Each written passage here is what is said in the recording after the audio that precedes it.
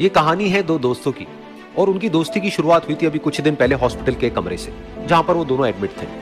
तो दोनों में से जो एक था उसको अभी कुछ दिन पहले एक पैरालिसिस का अटैक आया था, जिसकी वजह से गर्दन के नीचे की उसकी पूरी बॉडी पैरालाइज हो गई थी और वो अपनी एक उंगली तक नहीं हिला सकता था। और पूरे दिन जो भी नर्स उसके पास में आती वो उसको एक ही बात कहती कि मुझे कोई ऐसा इंजेक्शन दे दो जिससे कि मैं मर जाऊं, अब मैं और जीना नहीं चाहता, ऐसी जिंदगी का मैं क्या करूं। तो उसका जो दोस्त था उस कमरे में, क्योंकि वो चल फिर सकता था, तो रोज सुबह और रोज शाम को उस कमरे में एक खिड़की थी उसके पास में जाकर के खड़ा हो जाता और अपने दोस्त को बताता कि उस खिड़की के बाहर क्या चल रहा है। बिल्कुल नीला आसमान है, सफेद बादल है, हल्की हल्की हवा चल रही है और कुछ पंछी उड़ रहे हैं। एक बहुत ही सुंदर बीच है जहां पर कुछ बच्चे मिट्टी के घरौंदे बना रहे हैं। कुछ लोग हैं जो वहां पर बैठे हुए बस समुद्र की लहरों को देख रहे हैं। कुछ लोग जॉगिंग कर रहे हैं, कोई एक्सरसाइज कर रहा है, कोई पतंग उड़ा रहा है। वहां पर एक आइसक्रीम की स्टॉल है जहां पर कुछ लोग आकर के आइसक्रीम खा रहे हैं। और सनसेट के टाइम पे जो पानी है वो पूरा गोल्डन हो जाता है और चमकने लगता है।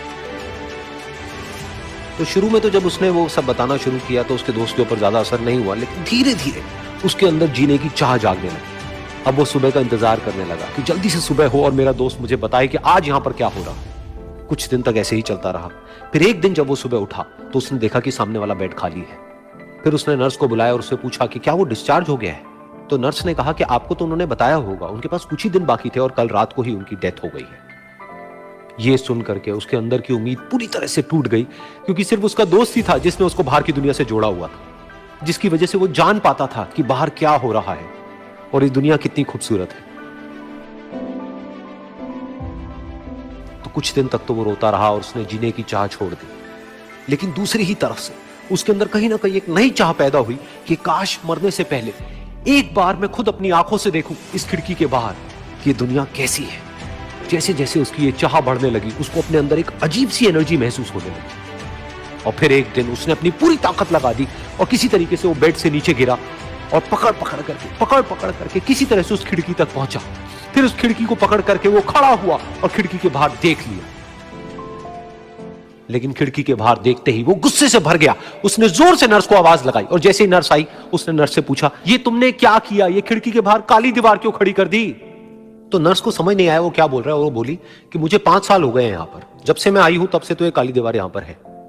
तब जाकर के उसको समझ आया कि उसका वो दोस्त उससे झूठ बोल रहा था। और उसने नर्स से पूछा, अगर ये काली दीवार पिछले 5 साल से यहां पर है तो मेरे दोस्त ने मुझसे झूठ क्यों कहा। तो नर्स थोड़ा सा मुस्कुराई और बोली कि मैं ये तो नहीं जानती कि उन्होंने आपसे झूठ क्यों कहा, लेकिन मैं इतना जरूर जानती हूं कि जो भी कुछ उन्होंने आपसे कहा उसी वजह से आप अभी अपने पैरों पर खड़े हैं। तो इस कहानी से हमको यह सीखने को मिलता है कि जो हमारे शब्द हैं, जो हमारे वर्ड्स हैं, जो हम अपने मुंह से बाहर निकालते हैं, उसमें इतनी पावर है जिसकी कोई हद नहीं है। वो किसी आदमी को गिरा भी सकते हैं और उसको उठा भी सकते हैं। तो अब आपके ऊपर है कि आप अपनी इस पावर को यूज करते हो या मिस यूज करते हो।